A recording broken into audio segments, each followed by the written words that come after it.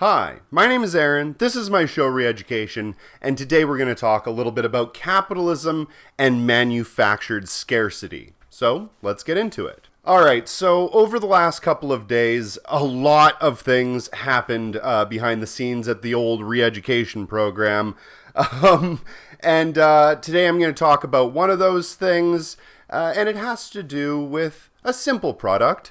Eggs. So as many of you know, I help out with a community fridge network within my city.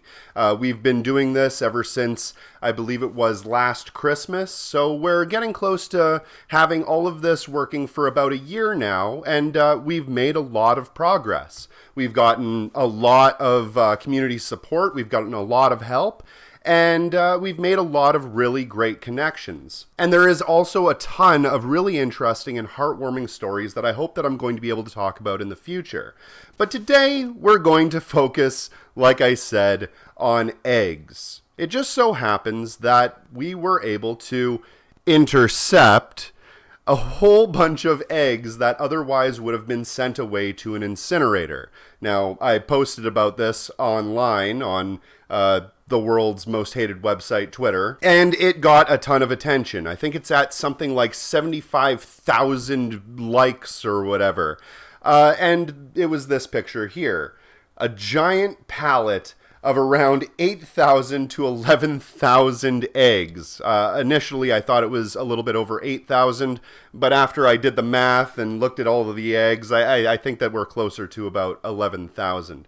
All of these eggs were completely 100% fine. The expiration date wasn't until the end of November, I believe November 25th. None of it had entered into the temperature danger zone. All of it was perfectly good product that otherwise would have been shipped out to several different grocery stores. But unfortunately, because there are a lot of people right now that don't have enough money to get by, the amount of eggs that a lot of these grocery stores would have ordered ended up being a lot less than expected, leaving a surplus of eggs at a distribution center with really nowhere else for it to go. Now, obviously, some of it could have been donated to the food bank, and I'm positive that a lot of it was. But the food bank can't take everything, and a lot of the things that go to the food bank end up getting thrown away anyway for many, many different reasons. So here we are with a surplus of eggs. Now, if we look at this logistically from a capitalist perspective, we have a massive surplus of eggs that do have an expiration date. If people didn't order enough eggs from each individual grocery store, then this distribution center that would usually send the eggs out to them would end up having to hold on to these eggs with really nothing that they can do with it until the grocery stores order more eggs. Now, once the grocery stores order more eggs, they're going to want fresh eggs and not eggs that were from last time's order. They're going to be closer to expiry, and it's going to cause a problem where they might have to sell it at a reduced price because it's so close to expiry. Now, this isn't to say that the eggs, when we got them, were anywhere close to that. They were at least a month away. When we received them, it was on like October 15th, and all of the eggs ended up being distributed within about a half an hour, and the eggs weren't due to expire until around November 25th, like I stated before. So none of these eggs were anywhere close to expiry. None of them were anywhere close to being bad eggs. But by the time the other grocery stores would have placed their order, it would have been too close, and it would have caused a problem with the way that they would have to sell them. Like I said, they would have to sell them at a reduced price. That leaves the distribution center with a bit of a problem. If they store the eggs and keep them there, then they're going to take up important real estate that could otherwise be filled with other goods, and they're also going to have to store them in refrigerators, which is going to cost even more money. Refrigeration is not cheap, and by the time they were going to ship them out, it would have been more expensive to refrigerate, store, and ship than they would have made back in profit from selling them at a reduced price. So then what do you do with it? Well, the vast majority of grocery stores and distribution centers and any industry within the food production market would usually send that stuff away to be incinerated or destroyed, or they would have it destroyed on site. Then they're able to legally claim all of those destroyed goods as losses. And they get tax write-offs and credits and so forth for doing such a thing. So we have a few problems here. Obviously, the government isn't helping in this situation whatsoever, and the corporations themselves have more of an incentive to destroy some goods than to keep them and sell them at a reduced price. Now, this isn't to say that people didn't need eggs. They most certainly did. Like I said a moment ago, when we were able to bring them to all of our distribution centers, all of our community fridges, they were gone within about a half an hour to an hour. We even kept a few hundred ourselves, and our professional certified chefs, who all have their food safety certificates, prepared all of these eggs into things like quiche and cream puffs and this, that, and the other thing in a safe, inspected commercial kitchen, and we help distribute it to the local homeless population, as well as seniors' homes and a lot of other places.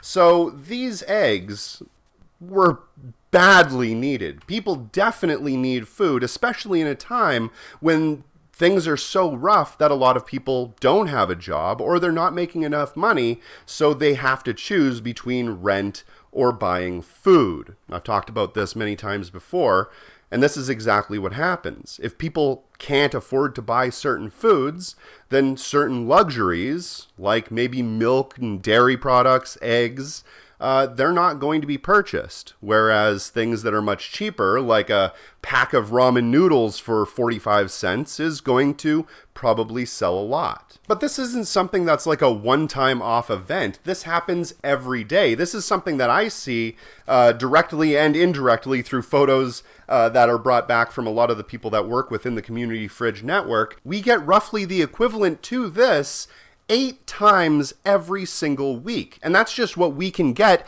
because we were able to network and make friends with a lot of the employees, good people that work at these businesses who don't want to see this food go to waste and want to help their community by putting it aside and helping us distribute it in a way that is beneficial to all. If workers in these businesses that are interested in helping and doing something good didn't exist, then a lot of the donations that we get that actually help people in the real world wouldn't be able to be accomplished. It's just not something that's feasible just by a group of 5 or 10 individuals. This is something that takes a lot more than that. This is something that takes the changing of thought itself within a lot of people so that they see the world in a different way, so that they see that the people that are in need are not lesser than us or worse than us. They are us. Everybody in this system should be working together to try to get to a better society, to try to build something that actually functions, and to try to build a world that doesn't throw away food when people are starving literally feet away. It's not just us either. We're able to see this directly because it directly affects us all the time. But this is something that happens all over the place. The statistics are something around 30 to 40% of all of the food that enters into a grocery store is thrown away. If we just look back a few months ago, we can see the exact same thing happening with potatoes and milk. And even further back, we could see that happening with all kinds of resources every time there is a recession or a depression or a crash in the economy. This happens because if these large multi-billion-dollar corporations that control all of the food don't get what they think is owed to them through you buying their products, then they'd rather destroy those products than give it to you for anything less. The higher quantity of things within a market means that each individual one of those things is going to cost a lot less, or at least it's going to sell for a lot less because you can get a lot of those things. There is no scarcity. So capitalists tend to manufacture scarcity. So not only do they get kickbacks from the state, the government that allows all of this stuff, they also have a monetary incentive to not sell things at a reduced price unless they're forced to do it. But this isn't just happening with food either. This happens with all kinds of products all across the board. We could talk about the Amazon warehouses that destroy tons and tons of perfectly good electronics and that sort of thing every single day because if they didn't, then those things would reduce in price. A classic example of how they manufacture these sorts of scarcities goes all the way back to De Beers and the diamond corporations having far too many diamonds that they even knew what to do with, that if they released them onto the market, it would reduce the market share, the price of each one of those diamonds, and make the diamonds essentially worthless. So they keep the price of diamonds up by not pushing out all of the diamonds at once. Now, before I move on to how you could help, I just want to address a couple of arguments that came up in the Twitter feed that I thought were a little bit ridiculous. The argument went something like, well, capitalism has been able to create this abundance, and we'd rather live in a society that creates an abundance and throws it away than we would in a society that can't create food at all because communism. And I just want to address how ridiculous of an argument this actually is. So we would actually like better to live in a society where we produce all kinds of things that people need, but then don't give it to any of those people, so therefore the people all suffer and some of them actually starve to death and die, rather than living in a society that freely distributes food to everybody who needs it, and everybody equally shares in the abundance or scarcity within that country. Now, obviously, I don't think that scarcities are a good thing, or that an entire population should have to suffer because of bad economic policy, but that's just a complete obfuscation, I can't say that word, of the actual problem that's going on here. We're not looking at whatever it is, the Soviet Union, as what we want in America or Canada. We're looking at America and Canada and what we can change here. The idea isn't that we should just move away or run away when shit gets bad. The idea is to try to fix society and make things better so that everybody benefits. From each according to their ability, to each according to their need. And to reiterate, there are much better ways to distribute things within a functioning society than either using the capitalist system, which allows for this incredible abundance to be destroyed for a profit, or by centralizing the entire economy and dictating which each individual area gets and how much and that sort of thing. It's through the use of the community themselves. No one knows better what you need than you. No one knows more about what your community needs than the people that live within that community. And nobody should be able to determine how much or how little each community gets as long as there is an abundance. Everybody within that community knows exactly how much they need. And if we have the resources, which we clearly do, to create more than people need, then just like running tap water, people won't usually take more than they actually need, because that would be ridiculous. Would you store 1,000 Culligan jugs of fresh tap water in your house when you have running water for free? Or at least nearly free? No, probably not. Actually, I mean, considering there might be wars on water in the future, maybe that's not the worst idea. And that very beautifully segues into the last part of this video, where I'm going to talk about how you yourself at home and wherever you are can get involved and can actually help out to make a difference and to gather up a lot of these extra resources and food that is just being discarded and actually distribute it throughout your community. One of those ways is creating community-free stores and community fridges. These are structures that are built within a community that you can use to freely distribute a lot of the goods that are able to be salvaged or intercepted. A lot of people had a problem with me using the word intercepted, like I was forming some sort of Ocean's 11 plan where all of my comrades were dropping down in black outfits from the sky on ropes from a helicopter so we could secure these eggs or whatever good. That's not even close to what happened. The nice employees at the stores who don't want to see this shit go to waste set it aside for us so we could distribute it freely. It had nothing to do with stealing, and it had nothing to do with pulling it out of a garbage can. It was literally intercepted.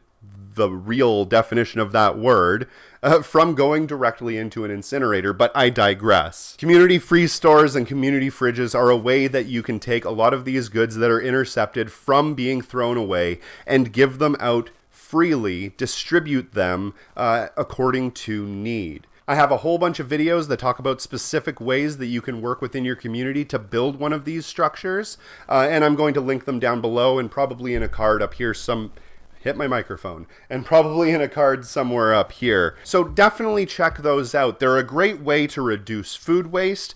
They work as a form of building community where there a lot of the time is none. A lot of people don't know their neighbors. They don't know the people that live around them. They don't know the kind of poverty or problems that a lot of people are facing within their neighborhoods because we simply aren't able to talk to one another. It's almost like it's frowned upon, or it's like looked at as some sort of weird thing. But yes, doing one of these things builds community, and you have to make sure that you're using it to build community, and you're using it as a way of education through action. When people within a community actually see individuals within that community working together to help one another, they're inevitably going to ask questions and they're going to want to get involved. I have lots of people that help volunteer with this Community Fridge initiative that say that it's one of the most heartwarming things that they've ever seen, one of the most community building things that they've ever seen when they pull up to one of these fridges with a fresh big truckload of products. And they start handing them out, and people aren't just taking everything for themselves. They're actually giving it to one another and sharing and helping to stock the fridge or the free store with all of these goods without fighting, without causing problems, and without yelling or screaming or saying, mine, mine, mine. That didn't start off that way. That kind of thing builds over time, and it's something that we've actively been working towards ever since the very start. We're there all the time, trying to talk to people, trying to get involved, learning who these people are that use the fridge and that talk about the fridge and everybody else in between. And we learn their stories and we find out what's going on and we build a better understanding of who everybody actually is and why they are taking the things that they need. And almost inevitably, aside from a few rabble-rousers that don't follow by the unwritten rules, most people only ever do take exactly what they need. And some people, when they see a full abundance of food or goods or whatever sitting inside of a compartment that says free, take as much as you want, a lot of people that haven't had the ability to have the things that they need to survive are in a mode of panic. They're literally reacting to a traumatic experience of not having enough food or not having enough resources that has built up over years, sometimes decades, that of course they would want to take as much as they see. That's a trauma response. If you were starving or if you were dying of thirst and you had all of a sudden access to all of these things, you would want to take a lot. But over time, that subsides, and once they realize that the food isn't going away, in every single instance that I've seen, people stop acting that way and they start responding in a way that is more conducive to building community. Bo from the fifth column says this a lot. The way to change society is to change thought. Essentially, we have to change how we think about things so we can change how the world actually works. And doing things like this, building community networks, working on direct action movements in general, those sorts of things work towards actually building solidarity and real community, and that's what we need. One of the first properties that we have to tackle as a collective force is the form of alienation that we suffer through right now. We are not just alienated from our labor, but we are literally alienated from our neighbors and even our family and friends, specifically through the COVID pandemic. We are extremely isolated and completely blocked off from any other community than one that is able to be marketed and sold to us online. So rebuilding those community networks is a necessary first step, and it works towards a snowball that allows us to really make a real change within society. So like I said, I have a couple of different videos that I talk about mutual aid, direct action, building community-free stores, and specifically building community fridges. I'm going to link those in the description box below. Thank you so much for watching. I really do appreciate it. And I'm going to also ask that if you are willing and able, please check out in the link in the description box below the Community Direct Action Fund on GoFundMe. It's a group that has been formed by me and a couple of my other comrades that are local, and we're working towards trying to better our community in whatever way we possibly can.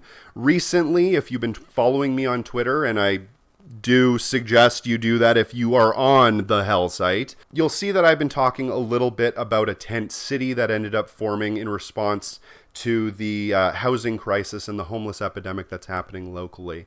We're doing whatever we can to try to help the people there. We were able to supply them with a few tents and a few sleeping bags, but it is never enough. There is a constant influx of people. They need tons more supplies. So if you check out the Community Direct Action Fund, you can donate financially that way, and that would definitely help individuals. It'll allow us to directly go out and buy things so that we can help these people. And we also have an Amazon wish list. I know Jeff Bezos is the worst thing in the face of the world, but this is just something that's easily accessible to a lot of people all across the world and across the city, that a lot of people know of. So it's an accessibility thing at this point, where we are also saying that people can directly buy tents. You can buy sleeping bags, medical supplies, gloves, thermal underwear. All of those sorts of things are super duper important right now, because we live in Canada, and it can drop all the way to minus 31 degrees to minus 40 degrees. And I don't care if you use the Celsius or Fahrenheit scale on that one, because it's basically the same. Bitterly, unbelievably cold. So people definitely need supplies. They definitely need warm clothing, blankets, places to stay, tents, that sort of thing. So please help us out. And as always, keep evolving.